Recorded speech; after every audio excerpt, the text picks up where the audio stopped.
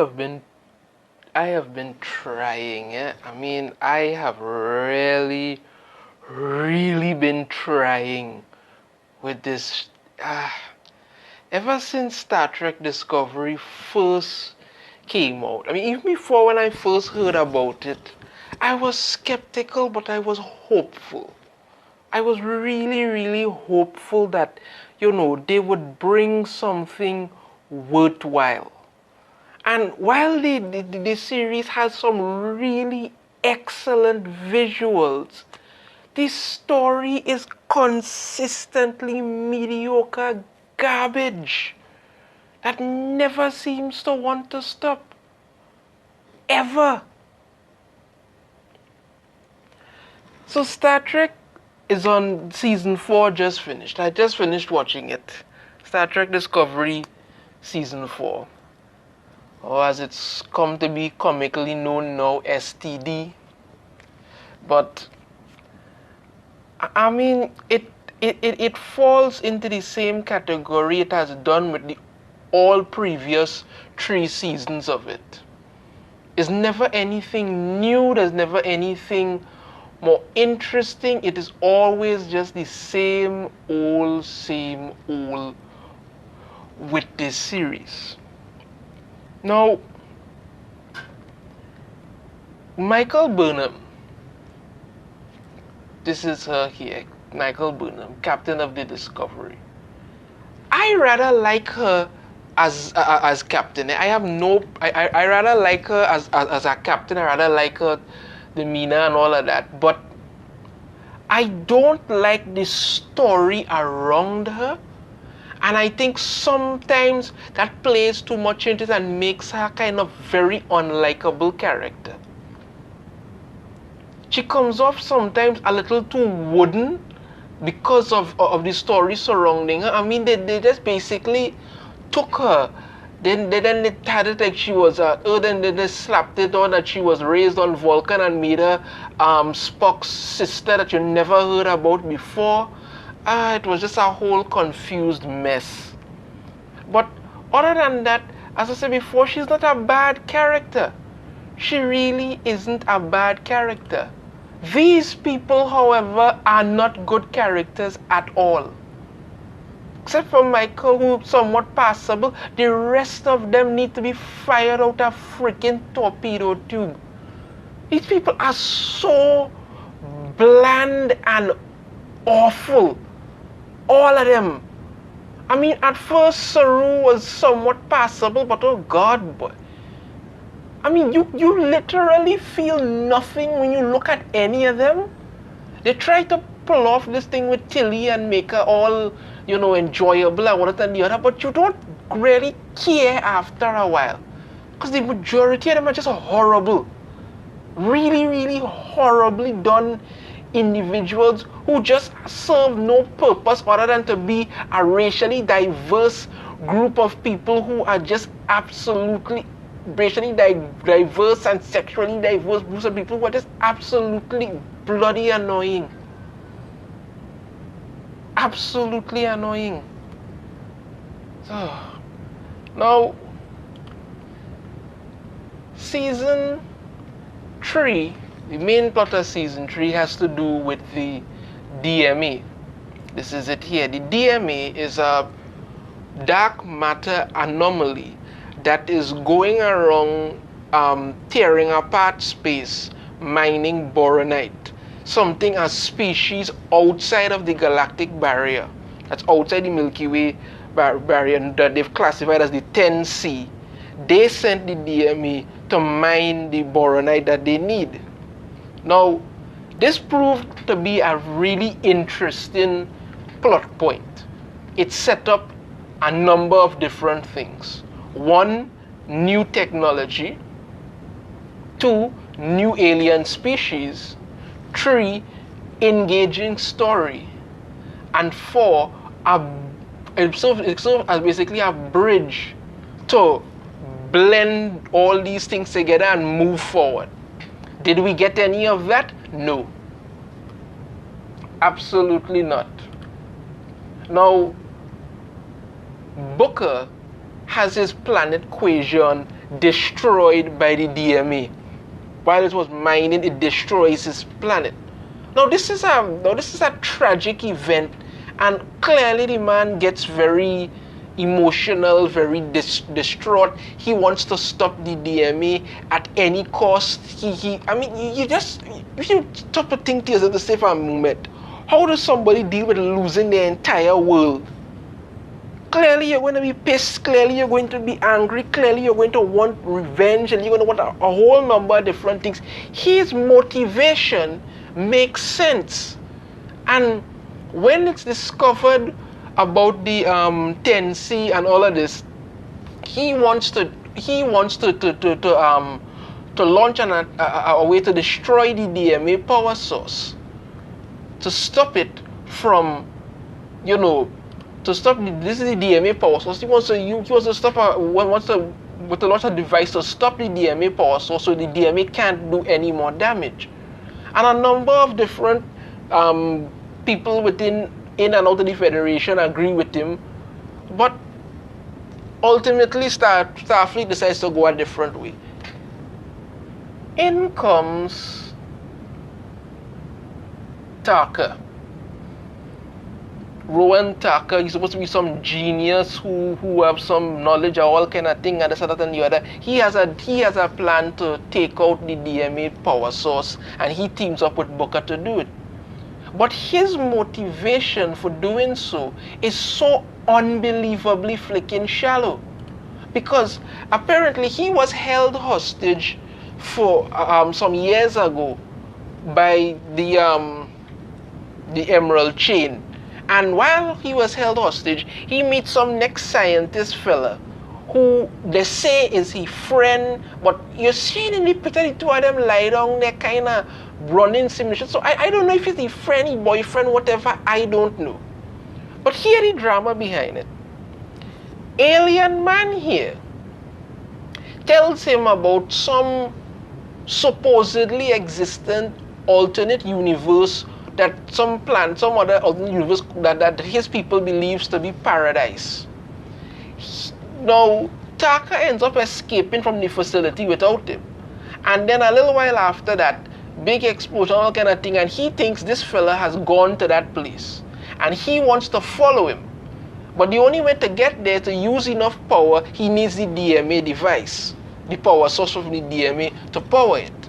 To power his transportation thing, so he could go to some probably imaginary fantasy paradise world. But he keeps saying he wants to go home, but he's not from there. The only time he ever even knew about it was when he heard about it from this fella. And you're trying to tell me for 10 years he's been so obsessed with getting there that when they do discover that if he does end up getting the DMA power source and using it, it could literally cause the destruction of Discovery, the 10C, Earth, billions of other people, and he's perfectly obsessed with doing it because he wants to get back to see his, I don't know, friend, boyfriend, whatever the hell it is, in some place that may not even exist. This story makes no sense whatsoever. I mean, Book's motivation you could understand. He lost his entire world, his family, everything. He has a reason to be there. But this man just seems bloody obsessed and crazy for something that may not even really exist. And you keep saying you want to go home. Now, how do you structure this story to say that, he was from there and some sort of accident happened and he ended up here in this universe, and he wants to go back home to where it is, and that is his motivation for it? Okay, that could actually work. He wants to get back to maybe his family or something like that. Or he could have lost somebody, he could have somebody he loved that was there, and he knows he wants to go back to her or him or whatever. Okay, that's a reason for him to be obsessed with doing it. But he is obsessed because of some fantasy story he heard, and some fella he lied on with for a year or two, who tell him some sub-story, and that is your motivation to kill billions of people? That don't make no sense at all. absolutely no flipping sense. Book's motivation makes sense. He lost his world. He have a reason to be upset, but that. Now, one of the cool things about this season was seeing when Discovery made it to the galactic barrier. They've made mention of the galactic barrier before. It's the barrier between the space that we live in and the space outside of it. Or basically the edge of the Milky Way galaxy then. And to pass through that was difficult to get to the other side. You don't know what you may find over there, what the science may be like, what the worlds may be like. It's confusing, it's scary, but it's Star Trek, so it have that to it, right? But that's pretty much it, because when we do finally get to beyond the galactic barrier and we want to see what's going on with the 10C and one than the other, no, instead before they even get to the 10C, we get a whole episode about people about somebody talking about how their feelings and touching some sand and getting some feelings of what these people might have felt and crying about, oh, my dad was this and that. I mean, I don't care. I just don't care. I don't want to know any of that. My only interest is looking at what is going on with the actual show. I want to see the aliens. I want to see the things going on with it. That's what I care about. Not your feelings and your daddy issues. That is your problem, not mine. This is one of the reasons why I keep saying this bridge crew. I mean, she was the one going on about, she dad was this and all of that. And I mean, this bridge crew, these people are so shallow as hell. And they try to force a lot of crap with it all the time. Like, the whole season, they haven't talked about Earth, they haven't cared about Earth, they haven't nothing about Earth. Yet, when Michael and the president of the president of Starfleet, or the Federation, finds out that the DMA is threatening Earth, all of a sudden they start to talk about how they want to go back to Earth and ski and climb this mountain and go there. And I'm like, come on, that is such foreshadowing shit. You never spoke about Earth at all. But then all of a sudden, as it's about to be hit and destroyed, suddenly you can't shut up about it enough. These people are just so bloody shallow, and they just suck the life out of everything in this show. Just suck the life out of it. Now, when we do finally get to beyond the galactic barrier and they go into this hypersphere, this hypersphere kind of thing, and I'm thinking, okay, finally time to see the 10C. Finally time to see what these aliens look like. What do we get? Shadowy figures and blinking lights. Shadowy figures and some blinking lights. That's the first thing we see of the 10C.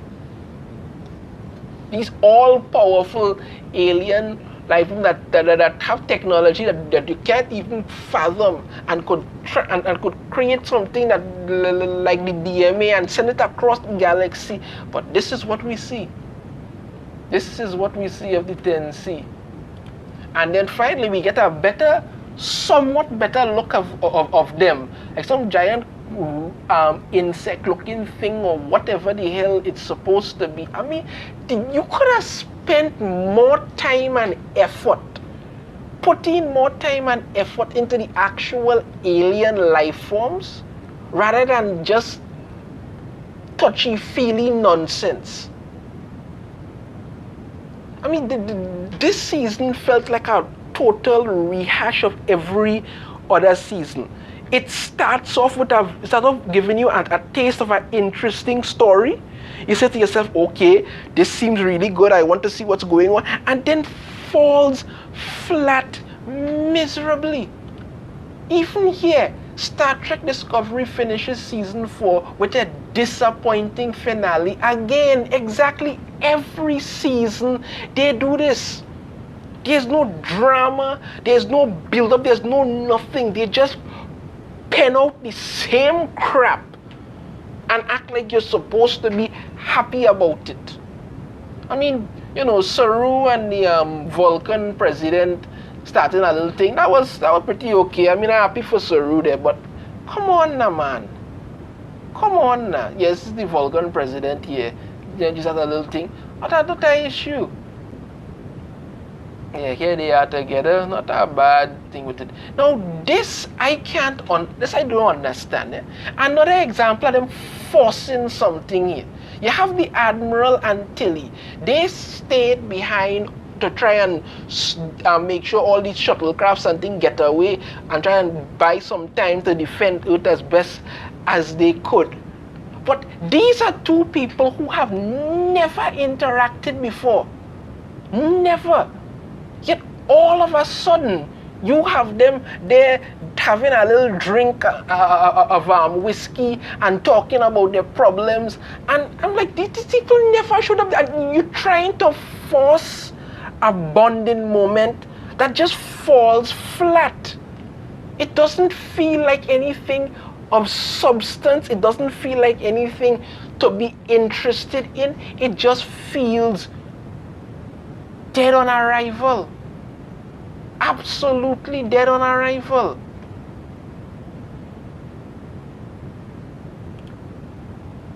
And then when all is said and done, we see the president of United Earth, Stacey Abrams.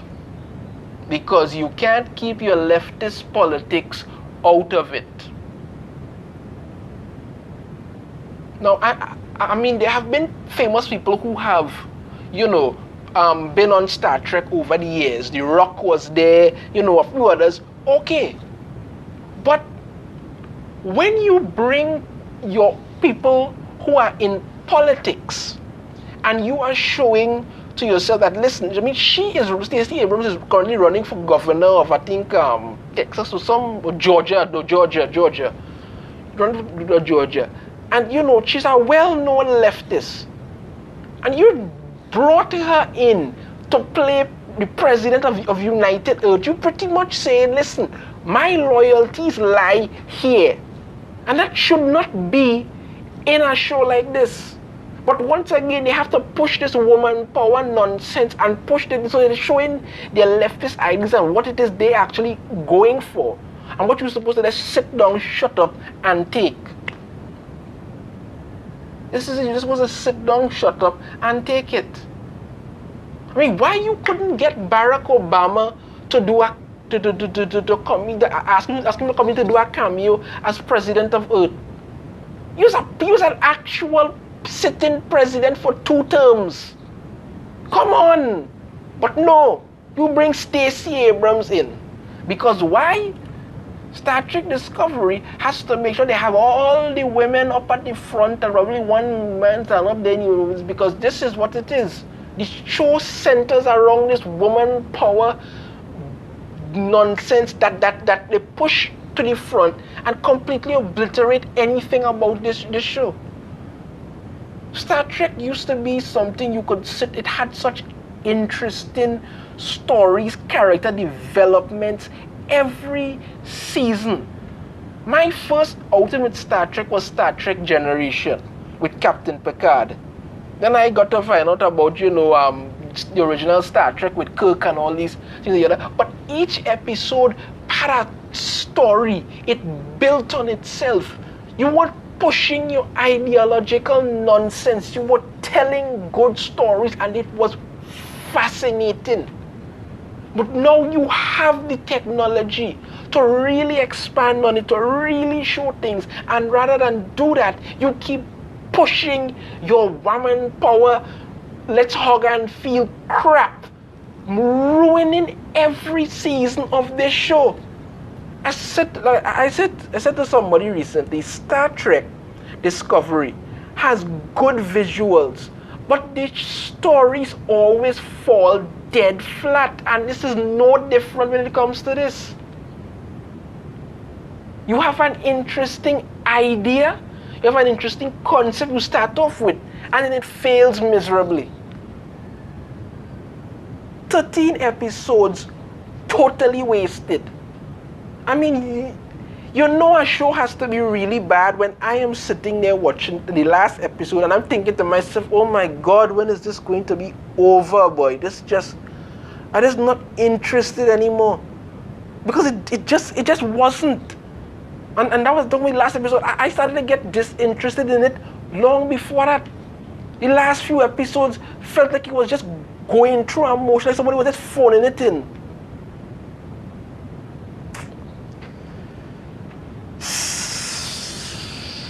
Once again, Star Trek Discovery Season 4 falls flat. I would have to say, you know, my final rating on this one, 2.2 out of 5. It just does not deliver. It does not work. It's not good. It's not good at all. It's not good. Hold on, let me see. I have a. Well, if you like the video, be sure to hit that thumbs up. Let me know what you think about it. Ring the notification bell to be notified every time I put out a new video. And I get an update here from Bounding into Comics about Star Trek. Let's see what it is. Star Trek Strange New Worlds to change Captain Kirk's sexuality. What the